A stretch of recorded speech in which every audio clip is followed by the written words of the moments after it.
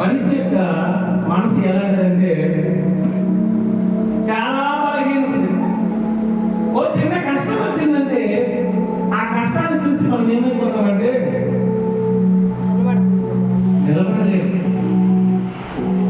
ఆ కష్టాన్ని చూసి, ఆ యుద్ధ పోరాటాన్ని చూసి ఇంకా నా జీవితం ఇంతే అయిపోయింది అనుకుంటూ ఉన్నాం. కానీ ప్రభు చెప్తా ఉన్నాడు, నీ కనిపించినటువంటి యుద్ధం, నీవు చేయబోతున్నటువంటి పోరాటంలో గుర్రాలు కనబడవచ్చు, రథములు కనబడవచ్చు, నీకంటే విస్తారమైనటువంటి జనసమూహము, అంటే నీవు తట్టుకోలేనటువంటి కష్టాలు ఒకవేళ ఎదురుగా కనపడవచ్చు. కానీ ప్రభు చెప్తున్నాడు, నువ్వు వాటి వేటికి భయపడతావు. సంవత్సరానికి 365 రోజులు. ఈ 365 రోజుల్లో ఈ బైబిల్ గ్రంథంలో, ఈ పరిశుద్ధమైనటువంటి గ్రంథంలో నీవు భయపడకు భయపడకు భయపడకు, నేను తోడై ఉన్నాను అని ప్రభు చెప్తావు. కానీ మనం ఎందుకు భయపడుతున్నాం? మన బలహీనతే కదా.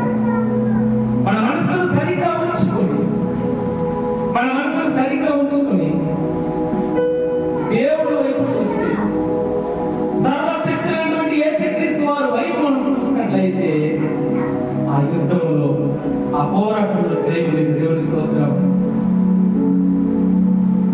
ప్రభు చెప్తున్నాడు, నిన్ను విడువను ఎడబాయను. చాలా మంది నీకు నేను ఇది చేస్తాను, నీ అప్ప నేను కట్టేస్తాను, నీ బాధ నేను తీర్చేస్తాను అంటాడు. ఇదిగో రేపు తెల్లవారుజామున వస్తాను అంటాడు, మరి కనిపించు. మాట ఇచ్చేస్తాడు, ఆ తర్వాత అంటాడు నేను చేయలేను అంటాడు. ఏదో చేస్తానంటాడు, మభ్య పెడతాడు మనిషి. కానీ లాస్ట్ ఏం చేస్తాడు, నేనేం చేయలేను అని చెప్పేసి కనిపించడం దూరంగా తిరుగుతూ ఉంటాడు. కానీ ప్రభు మాట ఇచ్చేది, మాట నిలబెట్టుకునేది.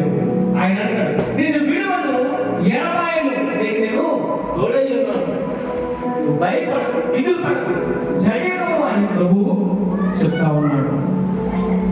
బైబిల్లో యాకోబు భక్తుడు